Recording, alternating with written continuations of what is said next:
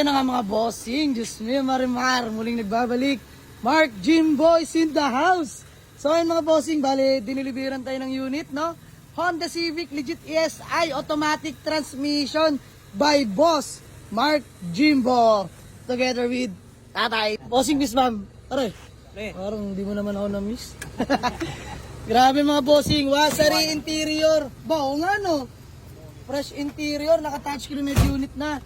Momo steering wheel, ice cold aircon mga boss. Grabe. Intact interior mga boss. Walang punit-upuan. Para good shifting. No delay? Wala. No delay. Kompleto lahat ng papeles. Naka-circuit 8 mags pa yan.